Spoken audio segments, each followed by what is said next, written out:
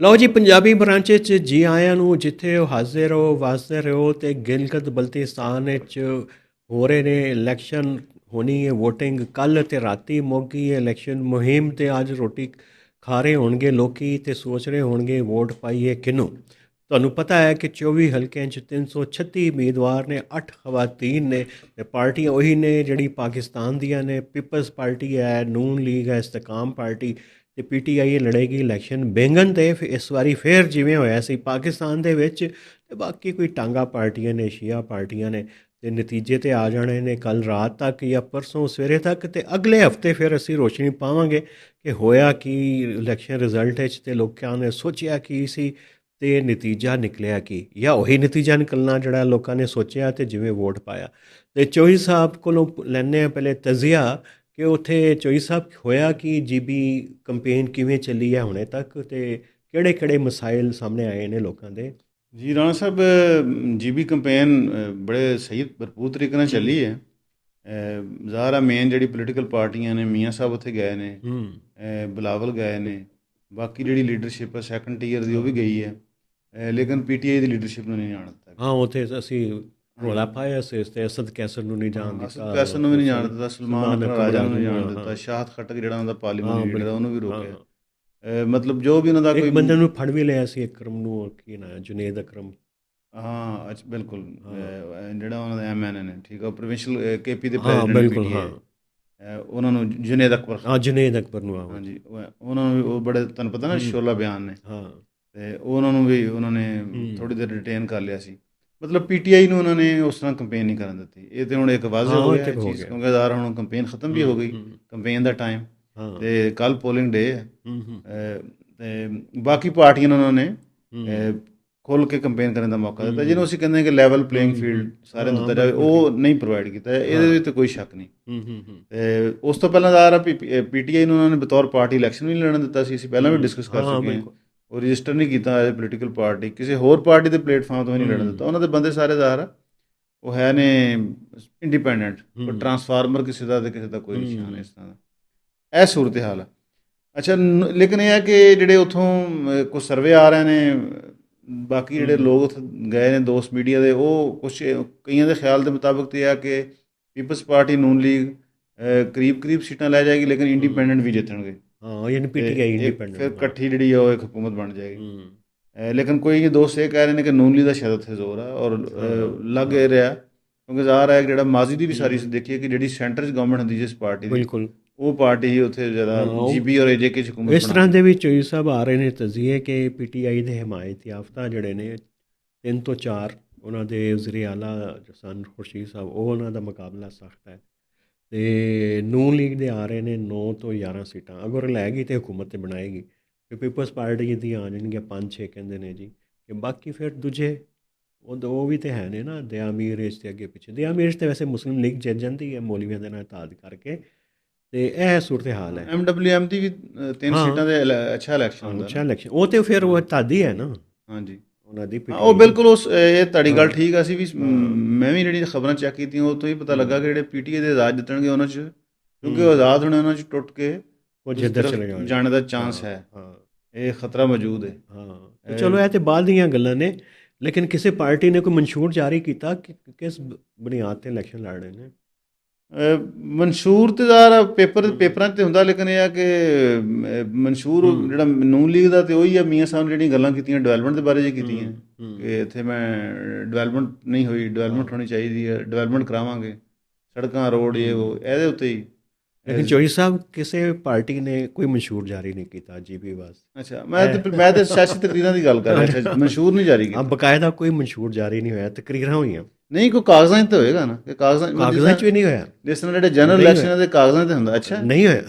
ਅਤੇ election commission ਅਗਰ PTI ਨੂੰ ਕਹਿ ਸਕਦਾ ਹੈ ਕਿ ਬਈ ਤੁਸੀਂ ਵਾਇਲੇਸ਼ਨ ਕੀਤੀ ਹੈ, ਤੁਸੀਂ ਇਲੈਕਸ਼ਨ ਨਹੀਂ ਲੜ ਸਕਦੇ। ਉਹਨਾਂ ਦੀ ਜਦੋਂ ਉਹਨਾਂ ਨੇ GB ਵਿੱਚ ਉਹਨੇ 23-24 ਵਿੱਚ ਦਾਖਲ ਕੀਤੀ ਸੀ ਲਾਹੌਰ ਹਾਈ ਕੋਰਟ ਆਪਣੀ ਪਟੀਸ਼ਨ, ਉਹਦਾ ਫੈਸਲਾ ਨਹੀਂ ਹੋਇਆ ਕਿ ਅਸੀਂ ਲੈਜੀਟੀਮੇਟ ਹਾਂ ਅਤੇ ਸਾਨੂੰ ਇਲੈਕਸ਼ਨ ਦੀ ਇਜਾਜ਼ਤ ਹੋਣੀ ਚਾਹੀਦੀ ਹੈ।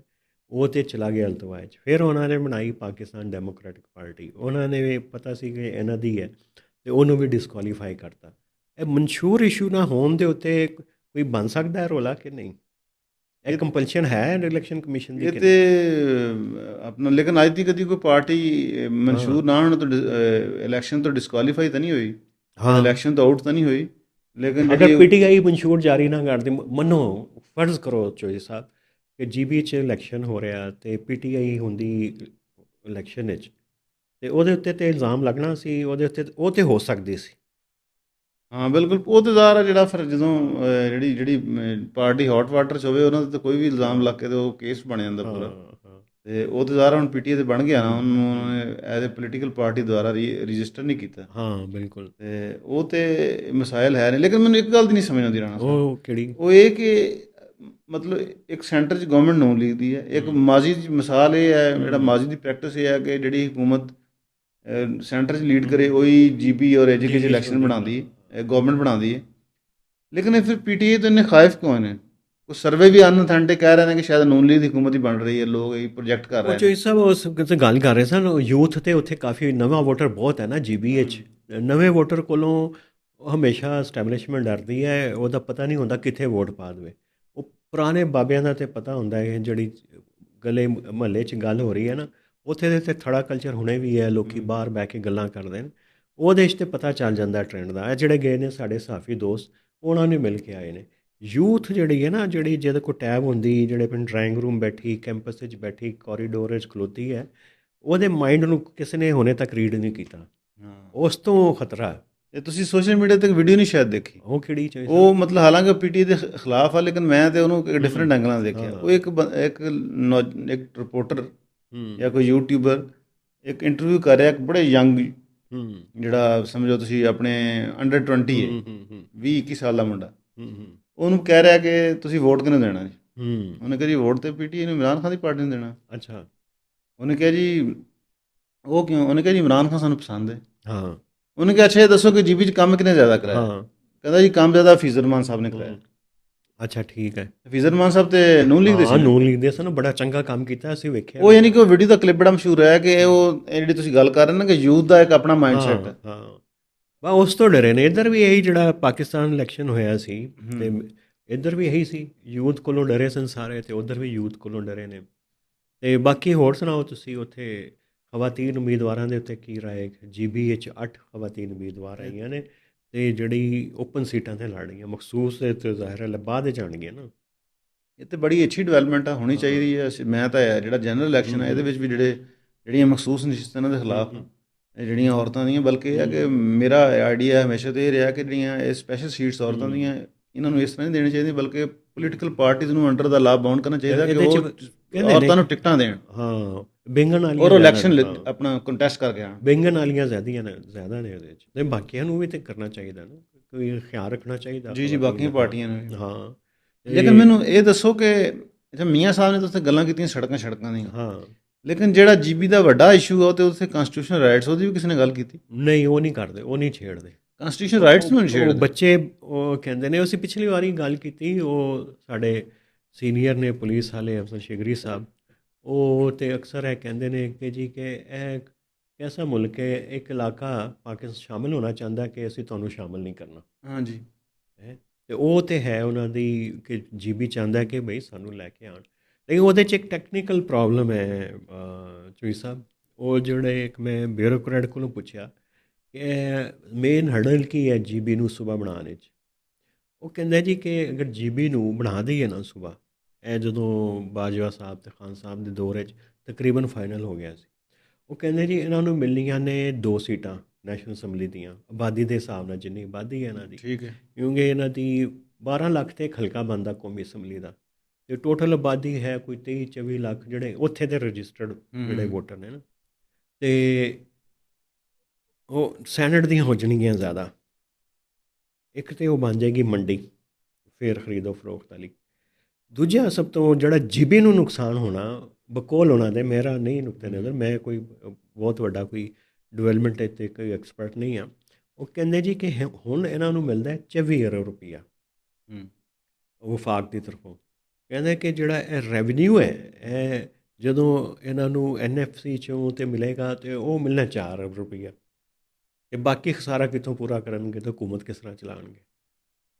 ਅੱਛਾ। ਇਹ ਕਹਿੰਦੇ ਕਿ ਟੈਕਨੀਕਲ ਹਿੱਚ ਹੈ ਵਿੱਚ, ਇਹ ਵੈਸੇ ਪੁਆਇੰਟ ਤਾਂ ਉਹਨਾਂ ਦਾ ਠੀਕ ਹੈ, ਲੇਕਿਨ ਇਹ ਹੈ ਕਿ ਤੁਹਾਨੂੰ ਪਤਾ ਨਾ ਹੁਣ ਕਿ ਇਹ ਵੀ ਗੱਲਾਂ ਹੋ ਰਹੀਆਂ ਕਿ ਜਿਹੜੀ ਰਿਸੋਰਸ ਡਿਸਟ੍ਰੀਬਿਊਸ਼ਨ ਆ ਉਹ ਆਬਾਦੀ ਦੀ ਬੁਨਿਆਦ 'ਤੇ ਉਹਨੂੰ ਡਿਸਕਰੇਜ ਕੀਤਾ ਜਾਵੇ, ਕਿਉਂਕਿ ਉਹ ਕਹਿੰਦੇ ਤੁਸੀਂ ਇੱਕ ਤਰਫ ਕਹਿ ਰਹੇ ਜੀ ਕਿ ਆਬਾਦੀ ਘਟਾਓ, ਇੱਕ ਤਰਫ ਤੁਸੀਂ ਜਦੋਂ ਰਿਸੋਰਸ ਡਿਸਟ੍ਰੀਬਿਊਸ਼ਨ ਹੀ ਸੂਬਿਆਂ ਦੀ ਆਬਾਦੀ ਦੀ ਬੁਨਿਆਦ 'ਤੇ ਕਰ ਰਹੇ ਆ, ਬਿਲਕੁਲ, ਤੇ ਆਬਾਦੀ ਤੇ ਫਿਰ ਜਿਹਦੀ ਆਬਾਦੀ ਜ਼ਿਆਦਾ ਹੋਏਗੀ ਉਹ ਜ਼ਿਆਦਾ ਰਿਸੋਰਸਿਸ ਲੈ ਜਾਏਗਾ, ਇਸ ਕਰਕੇ ਆਬਾਦੀ ਘਟੇਗੀ ਤਾਂ ਨਹੀਂ। ਇਹ ਵੀ ਇੱਕ ਪੂਰੀ ਡਿਬੇਟ ਮੌਜੂਦ ਹੈ। ਨਹੀਂ ਡਿਬੇਟ ਹੈ ਚੋਈ ਸਾਹਿਬ, ਉਹ ਤੇ ਪਾਕਿਸਤਾਨ ਲਈ ਹੈ ਜੀਬੀ ਵਾਸਤੇ ਥੋੜੀ ਨਹੀਂ, ਵੈਸੇ ਮੈਂ ਗੱਲ ਕਰ ਰਿਹਾ ਤੇ ਉੱਥੇ ਵੀ ਕੋਈ ਜਿਹੜੀ ਨਵੀਂ ਸਾਰੀਆਂ ਰੀਅਲਾਈਨਮੈਂਟਸ ਹੋ ਰਹੀਆਂ, ਨਵੀਆਂ ਚੀਜ਼ਾਂ ਜ਼ਰਾ ਰੀਕਨਸੀਡਰ ਰੀਡਿਫਾਈਨ ਹੋ ਰਹੀਆਂ, ਉਹਦੇ 'ਚ ਇਹਨੂੰ ਚੀਜ਼ ਨੂੰ ਐਡਜਸਟਮੈਂਟ ਕੀਤਾ ਜਾ ਸਕਦਾ ਮੇਰਾ ਖਿਆਲ। ਮੈਂ ਚੋਈ ਸਾਹਿਬ ਪੁੱਛਿਆ ਬਿਊਰੋਕਰੇਟ ਸਾਹਿਬ ਨੂੰ, ਮੈਂ ਕਿਹਾ ਸਾਹਿਬ ਜੀ ਇਹ ਦੱਸੋ ਕਿ ਜੀਬੀ ਦਾ ਇੰਨਾ ਪੋਟੈਂਸ਼ੀਅਲ ਹੈ ਟੂਰਿਜ਼ਮ ਦਾ, ਤੇ ਉੱਥੋਂ ਟੈਕਸ ਨਹੀਂ ਕਰ ਸਕਦੇ? ਕਹਿੰਦੇ ਕਰ ਸਕਦੇ। ਕਹਿੰਦੇ ਫਿਰ ਟੈਕਸ ਲਾਉਣਾ ਪੈਣਾ। ਕਹਿੰਦੇ ਜਦੋਂ ਟੈਕਸ ਲਾਉਣਗੇ ਤੇ ਪ੍ਰੋਟੈਸਟ ਕਰਨਗੇ, ਕਿਉਂਕਿ ਉਹਦੇ 'ਤੇ ਪੂਰੀ ਇੰਡਸਟਰੀ ਜਿਹੜੀ ਹੈ ਟੈਕਸ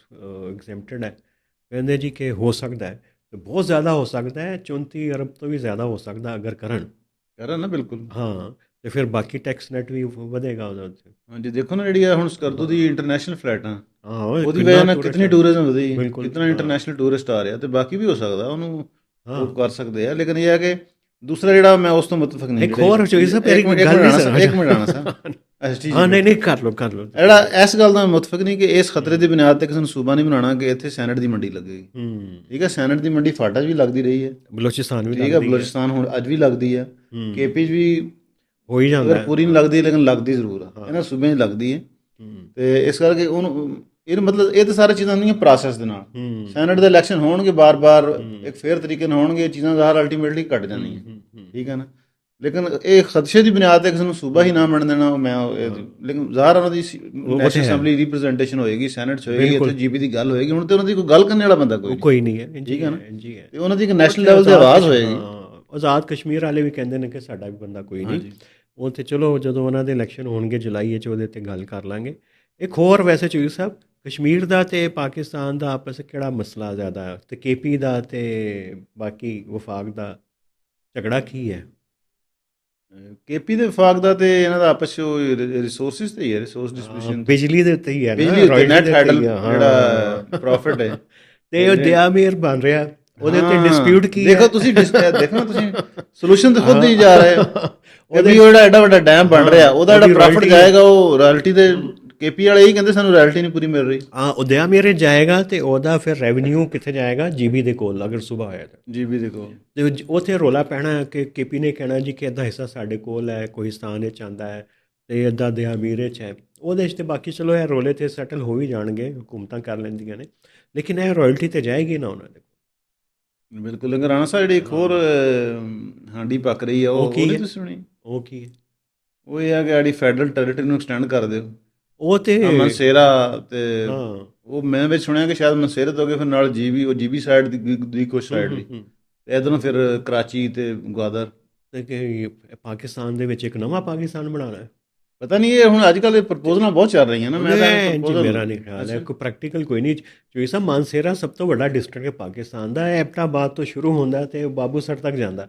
ਉਹ ਹੁਣ ਮੋਟਰਵੇ ਵੀ ਬਣ ਗਈ ਤੇ ਫਿਰ ਵੀ 3-4 ਘੰਟੇ ਲੱਗਦੇ ਨੇ ਉੱਥੇ ਇੱਕ ਨੁੱਕੜ ਤੋਂ ਦੂਜੇ। ਉਹ ਕਹਿੰਦੇ ਨੇ ਇੱਥੋਂ ਪਿੱਛੋਂ ਇਸਲਾਮਾਬਾਦ ਦੀ ਪਹਾੜੀਆਂ ਦੇ ਪਿੱਛੇ ਸ਼ੁਰੂ ਹੋ ਜਾਂਦਾ ਪਿੱਛੇ। ਉਹ ਪਹਿਲੇ ਮਲਕ ਰਿਆਜ਼ ਦਾ ਵੀ ਸੀ ਕਿ ਜੀ ਮੈਨੂੰ ਟਨਲ ਬਣਾ ਦਿਓ ਤੇ ਮੈਂ ਉੱਥੇ ਇੱਕ ਮੁਤਬਾਦਲ ਸਿਟੀ ਬਣਾ ਦਿਆਂਗਾ ਤੇ ਇਸਲਾਮਾਬਾਦ ਤੇ ਪ੍ਰੈਸ਼ਰ ਨਹੀਂ ਆਏਗਾ ਤੇ ਇਹ ਨਹੀਂ ਹੋਏਗਾ। ਆਈਡੀਆ ਤੇ ਇਹਦੇ ਬਹੁਤ ਨੇ ਕਿ ਜੋ ਸਾਹਿਬ ਹੈ, ਬਾਕੀ ਫਿਰ ਪਾਕਿਸਤਾਨ ਬਚੇਗਾ ਕੀ? ਇੰਨਾ ਜਿਹਾ ਤੇ ਪਾਕਿਸਤਾਨ ਉਹਦੇ ਵਿੱਚੋਂ ਦਰਮਿਆਨ ਵਿੱਚੋਂ ਤੁਸੀਂ ਆਪਣਾ ਕੋਰੀਡੋਰ, ਪਾਵਰ ਕੋਰੀਡੋਰ ਹੀ ਬਣ ਸਕਦਾ ਹੈ ਜੀ। ਇਹ ਬਰਾਮਦਾ ਬਣਿਆ ਹੈ ਜੀ, ਪੰਜਾਬ ਤੋਂ ਲੈ ਕੇ ਇਸਲਾਮਾਬਾਦ, ਅਤੇ ਨਾਲ ਜਿੱਥੇ ਰੈਵਨਿਊ ਸਭ ਤੋਂ ਜ਼ਿਆਦਾ ਹੈ ਉਹ ਕਰਾਚੀ ਅਤੇ ਗਵਾਦਰ ਤੁਸੀਂ ਲੈ ਲਓ, ਅਤੇ ਬਾਕੀ ਕੀ ਫਿਰ ਆਲੂ ਵੇਚਣਗੇ ਇੱਥੇ? ਇਹ ਤਾਂ ਖੂਨ ਖਰਾਬੀ ਵਾਲੀ ਗੱਲ। ਹਾਂ, ਅਤੇ ਮੁਮਕਿਨ ਨਹੀਂ, ਇੰਨੀ ਬੇਵਕੂਫ ਨਹੀਂ ਹੋ ਸਕਦੀ ਸਟੈਬਲਿਸ਼ਮੈਂਟ, ਮੈਨੂੰ ਨਹੀਂ ਲੱਗਦਾ। ਮੁਸ਼ਕਿਲ ਹੈ। ਲੇਕਿਨ ਰਾਣਾ ਸਾਹਿਬ ਇਹ ਦੱਸੋ ਕਿ ਜੀਬੀ ਦੇ ਹੋਰ ਵੀ ਮਸਾਇਲ ਨੇ, ਉਹਨਾਂ 'ਤੇ ਵੀ ਕੋਈ ਗੱਲ ਕਰ ਰਿਹਾ ਕਿ ਨਹੀਂ ਕਰ ਰਿਹਾ? ਇੱਕ ਤਾਂ ਕੰਸਟੀਟਿਊਸ਼ਨਲ ਰਾਈਟਸ ਅਸੀਂ ਗੱਲ ਕਰ ਲਈ, ਠੀਕ ਹੈ। ਦੂਸਰਾ ਵੱਡਾ ਮਸਲਾ ਇਹਨਾਂ ਇਲਾਕਿਆਂ ਦਾ ਹੈਗਾ ਰੋਜ਼ਗਾਰ ਦਾ। ਹਾਂਜੀ, ਬਿਲਾਵਲ ਨੇ ਗੱਲ ਕੀਤੀ, ਉਹ ਗੱਲ ਕੀਤੀ ਜੀ ਕਿ ਇਹ ਜਿਹੜੇ ਦਿਆਮੀਰ ਵਾਲਿਆਂ ਦੇ ਮਸਾਇਲ ਨੇ ਨਾ, ਉਹ ਪਹਿਲੇ ਵੀ ਪੈਸੇ ਖਾ ਗਏ ਨੇ ਰਾਇਲਟੀ ਦੇ, ਜ਼ਮੀਨਾਂ ਵੇਚ ਕੇ ਜਿਹੜੀ ਡੈਮ ਵਿੱਚ ਬੜੇ ਪ੍ਰੋਟੈਸਟ ਵੀ ਹੋਏ। ਹਾਂ, ਅਤੇ ਉੱਥੇ ਫਿਰ ਹੋਰ ਮੰਗ ਰਹੇ ਨੇ ਪੈਸੇ। ਉਹ ਉੱਥੇ ਇੱਕ ਵਾਇਲੈਂਸ ਦੀ ਇੱਕ ਵਜ੍ਹਾ ਹੈ ਵੀ ਰਾਇਲਟੀ ਵੀ ਹੈ। ਉਹ ਹਲਕਾ ਹੈ PMLN ਦਾ, JUI ਦਾ ਵੋਟ ਜ਼ਿਆਦਾ, ਪੀਪਲਸ ਪਾਰਟੀ ਦਾ ਹੈ ਬੜਾ ਘੱਟ ਹੈ।